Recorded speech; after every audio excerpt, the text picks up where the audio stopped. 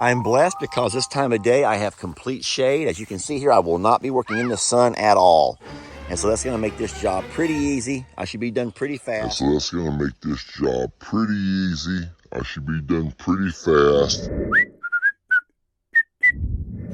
morning, folks. Lester here. Yeah, I like that. I appreciate the person who sent this.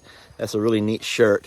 And Jamie says it looks good on my chest and arms. I'm not trying to brag or anything, but if Jamie says, man, it looks good on your chest and your arms, I'm thinking maybe that will take people's eyes off of the brum, brum, brum. Anyway, I blame Dr. Pepper for my belly. I've been real good with the doctor's orders of stop drinking, milk and some of the other things that I was consuming. But I blame Dr. Pepper because that's the one thing I could not stop. I brought Maggie out this morning, and I've also taken off Mr. Huck's bell. Let me tell you why. I'm going to turn the camera around, get it off of me, and we'll talk a little bit about it. So you might be wondering, Lester, what did Mr. Huck do? Where's his bell? No, Mr. Huck didn't do anything wrong. The material that his... Leonard? The material that... Shh. Did they come open? That little... Leonard? That's why you don't wear the bell, son. Because those are for good behavior, not naughty behavior. Move, Leonard. Leonard? Y'all saw that, right? How clever of him. There you go. Now they're all dirty, but eat away. I need to put the top on there, though. Mr. Huck doesn't quite feel the same right now. He feels a little bit less of a leader than he felt yesterday. And here's the problem, my friends. The collar that oh, and look how they're... Hey! He's still the leader. Mr. Huck. Bad boy. Oh, Mr. Huck. Get back, Aaron and Zachary, you little jerks. Mr. Huck just look at that. Did y'all see that? All because he has... the collar that I bought was made out of a plasticky type material, and it kept working itself loose.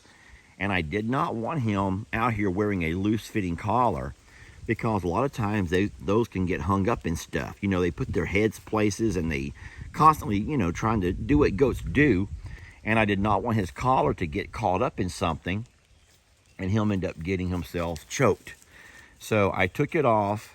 I will buy him another collar. I want to buy sort of a dog collar with that really thick nylon.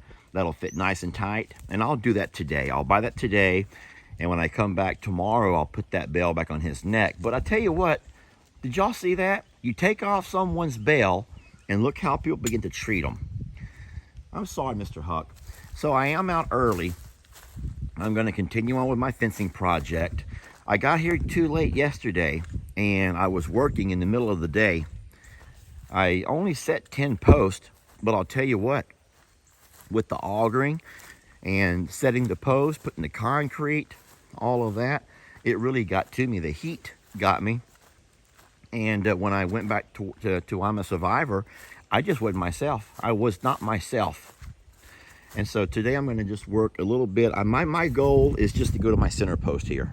I think that's probably going to be about 7 or 8 posts. I'm only going to have one tree to deal with, but that's my goal. Get here early, go ahead and get to my center of my pasture over here and call it a day as far as this kind of stuff goes. You might have been noticing all of this in my videos. This is some leftover scrap that I'm going to at some point put in my truck and take back over to I'm a Survivor. We do have a truck over there that comes by, a fellow that picks up all of our metal. The T-posts are good T-posts. I ordered more than what I needed. Not exactly sure if I need them for the future, so I'll stack those somewhere and keep those handy. Those things cost about $4 or $5 each now, guys. So you don't want to be getting rid of your T-posts. Those things are very expensive, and the price is only going up.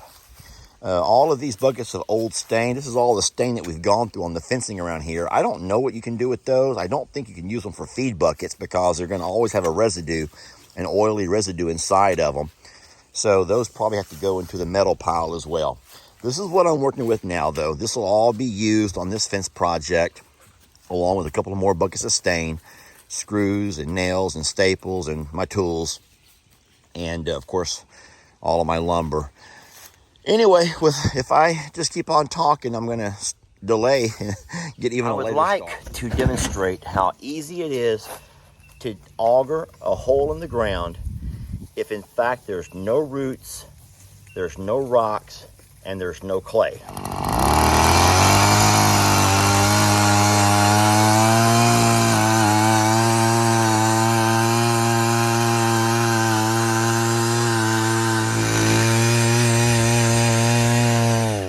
But you did see how easy it was to get the auger started and moving down. Probably, I would say, 30 seconds per hole. 30 seconds per hole when you're not fighting roots, clay, or rocks. And I would say out of the 300 holes that I've dug, I would say about half of them have been about as easy as that. But the other half can put you through a workout. And I'm going to show you today one of the hardest holes that I've ever had to dig here at Longhorn Lester's. So as much as I have complained about, and I'm sorry if I sound like I'm belly aching, as much as I've complained about the number of roots in these pastures, I have not had to auger a hole so close to a tree, this is a live oak, than what I'm doing right now. Sorry, I'm breathing hard. Folks, you do know how extensive of a system these roots have. Now, an oak tree's roots do not go deep. A pine tree, their roots go very deep into the ground, which is why you seldom see a pine tree blow over in a storm. An oak tree, however, their roots don't go deep. But man, they are extensive. And that why when you see them blow over in a storm, you see all this bundle of roots all around them. What I have to do right now is try to work myself through those roots. So I've learned a little bit of a secret, and I've only learned that from doing this.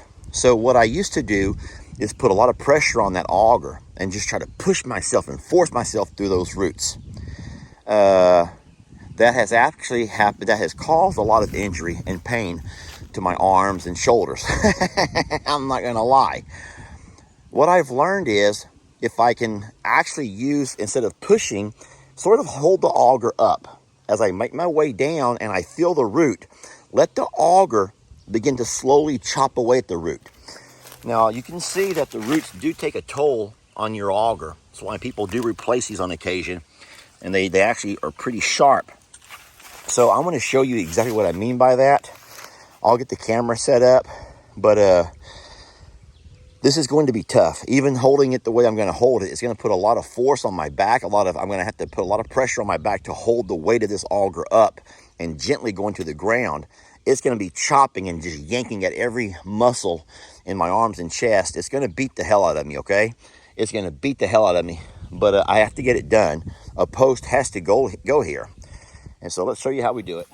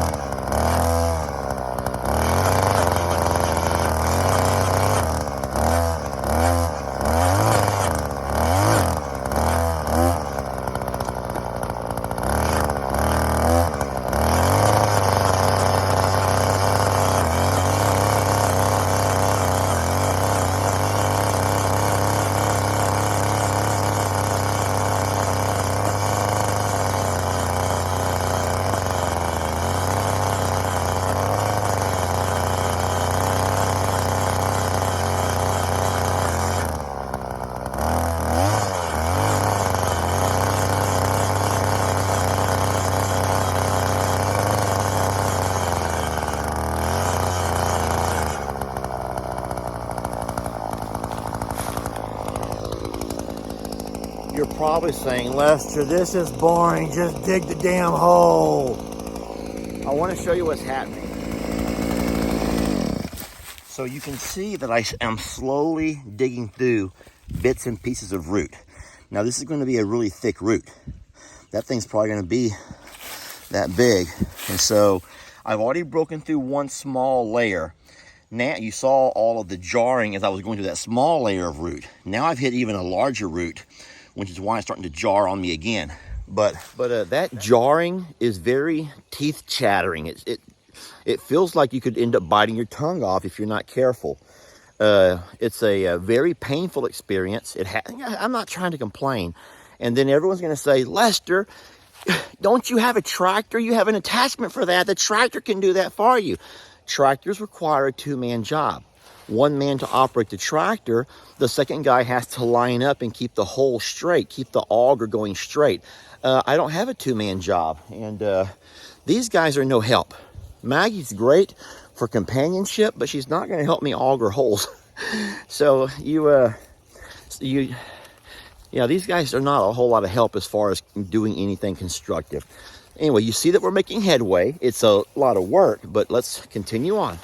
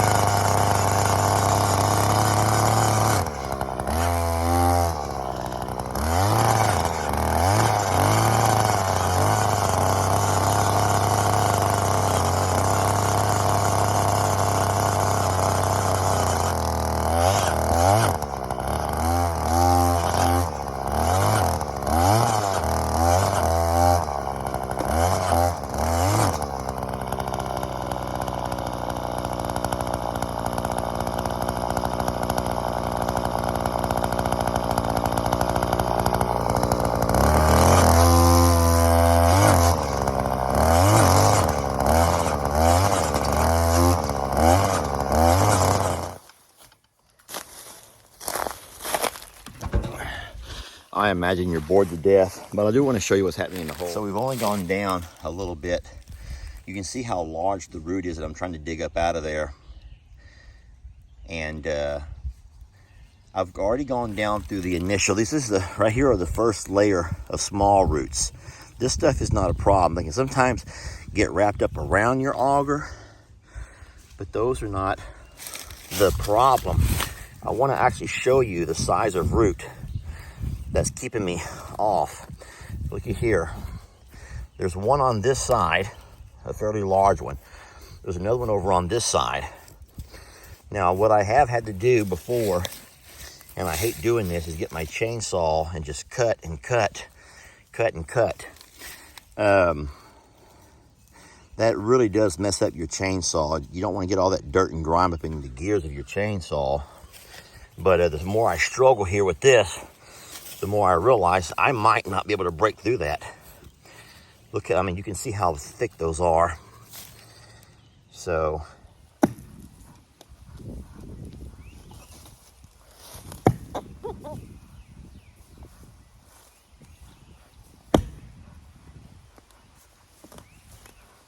man.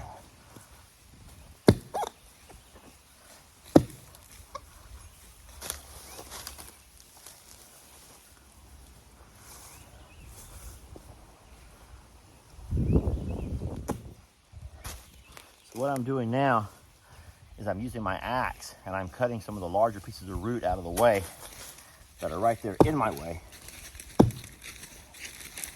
It really does slow you down, but look at the pieces of root coming out of there that would have taken my auger a good long while to get through. This axe that I was gifted is the perfect size for what I'm doing. Hey, that's my phone, Huck. Friends, I think I may have almost got past the roots that I was working on. Now that's a really thick root to ever try to auger through. And don't say, you should have used your post hole diggers. That's how you break a handle on your post hole diggers. This right here came in very handy today. Let's get back to augering. Now, that's still the top layer of roots. There's no guarantee that we may not hit more as we work our way down. There's no guarantee that we're not going to hit more.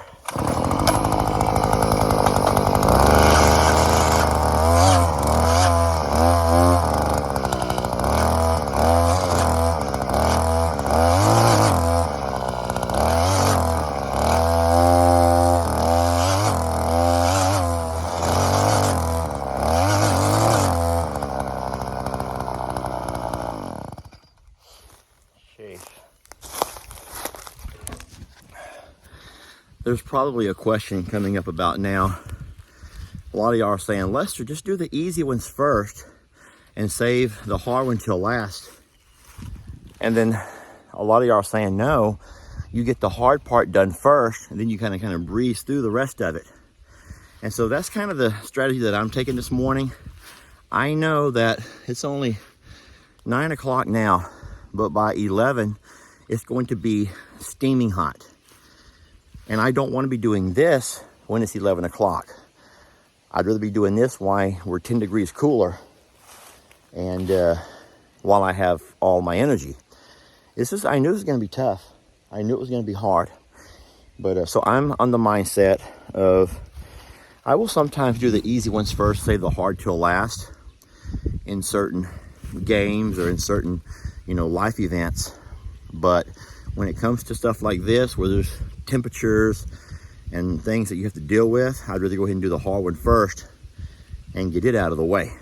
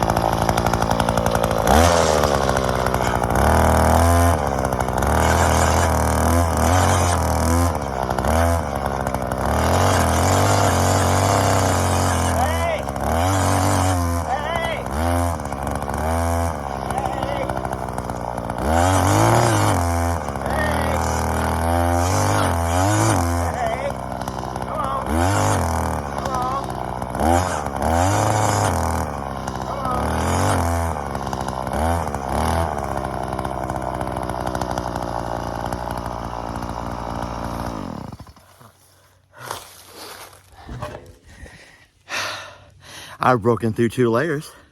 I have broken through 2 layers of roots. Now I'm on the 3rd layer. Now, you do know they get thicker as they get deeper. And so I'm not saying we're out of the woodwork yet, but we're about halfway down and I feel another root. It's gonna be a doozy. And the problem here is it's getting so low that it's gonna be harder to use the axe because you can't put your axe down into a hole when it's a foot deep. So we're gonna get this done. Y'all just watch.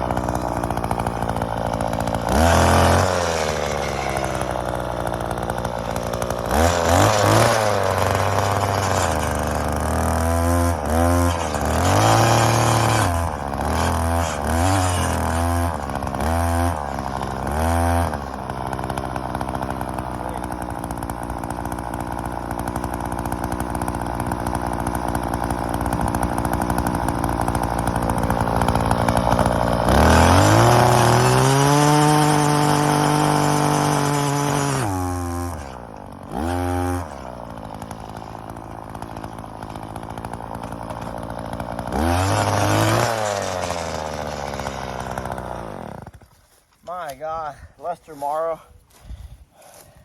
What's going on in there? Oh, you knew. We knew it was gonna be tough, friends. Let me just see exactly what we're working with here. And what I see, yeah, it's a big one. It's a big one. Now, if I can move my hole a little bit to the right side, which is not gonna be a big deal, I might can bypass that. I'm trying to pull whatever's broken off out of here. It's not so big that it can't be broke. It's not that big. I'm gonna try to trim up a little bit of those I've already cut because they're kind of keeping my auger in a bind. Hug, don't do anything weird, please. Thank y'all so much for this axe. The mother, what the hell?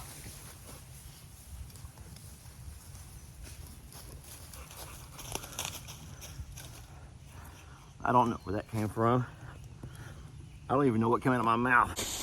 The mother, what the hell? The mother, what the hell?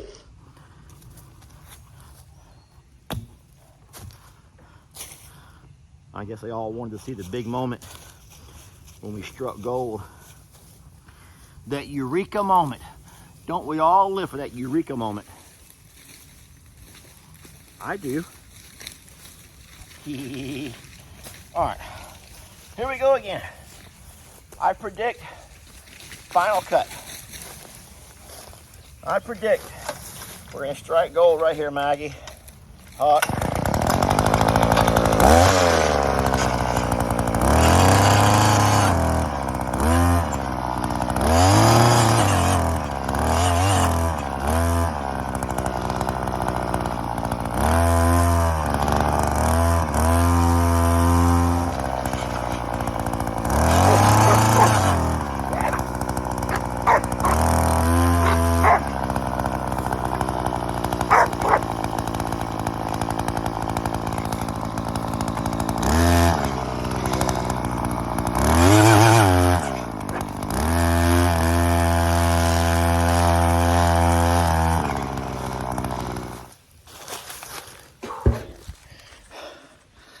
I don't know who sent this shirt, but I feel like it's the kind of shirt that when it gets wet, like scratch and sniff, you begin to smell Dr. Pepper.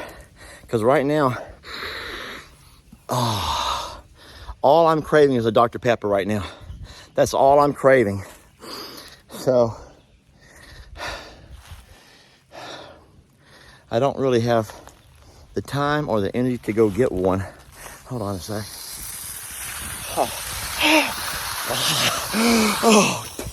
Oh, very clever, anonymous gifter. No, tastes like sweaty water.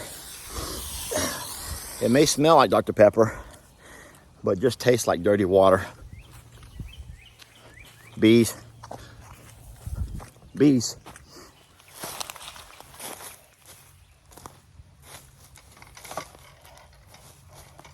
So right now, what you got to start doing is trying to find everything you have inside of you to push through and get these kind of jobs done. You know that it's not going to get done for you, so you got to find the will to get it done.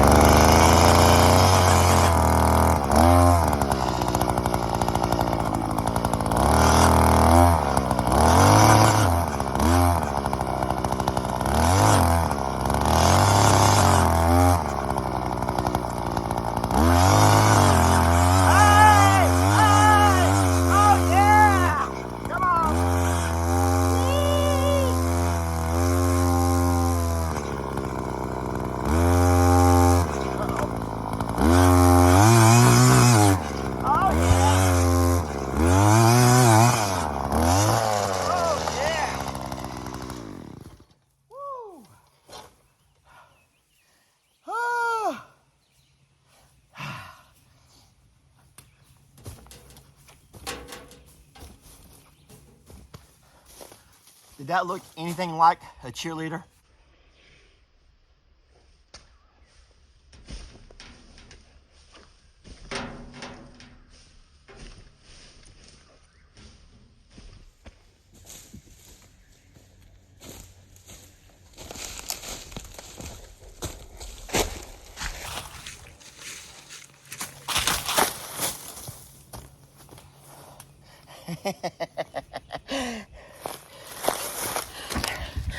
I would dance, I'm just too tired. I would dance, I'm just too tired. Plus, I don't have any new dance moves. I haven't TikToked in a while to learn any new dance moves. I did it. Let me show y'all. I did it.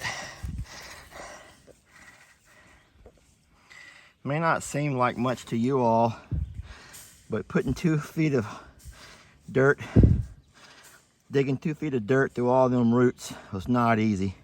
You saw it all. I want to say thank you to those who supported me in this endeavor. Baby, we don't eat plastic. These are all the ones who know and love Daddy for his work ethic, and those who reap the benefits of the work the most. Your protection is my priority. Supplying you guys with water is easy. Supplying you with food, man, thank you God for all of the food. Supplying you with shelter and protection. So I forgot the other criteria, but those are big. Guys, don't eat that plastic. That takes all away from my safety stuff. That takes completely away from my safety. But I think that ultimately giving them their very best life. And over here, because of stuff like this, these guys are able to live their best life. We'll eventually get the ostriches over here to give them a very peaceful life. I mean, look how, in any place, look how quiet and shady it is here. This is beautiful. Well, besides my junk pile, and then of course my burn pile. But we did it, friends. Thank y'all. Thank y'all for being along for this journey. And I just now realized, I think I caught my second wind when I began to smell Dr. Pepper secreting from this shirt. So, I'm not saying I'm a spokesman for Dr. Pepper, but I should be, because I drink the heck out of that stuff. I would drink this shirt if it had a little bit more Dr. Pepper taste to it. Just an idea for you creators out there, for those who want to invent something. Invent a shirt. Scratch and sniff. It can give you a second wind. And if you could make it to where you apply a little water and then you could lick it up, that would be a bestseller. I'd buy 1 or 2. I would. Thank y'all for watching. Don't let your troubles fester. Come watch Longhorn Lester. Yeah, something like that.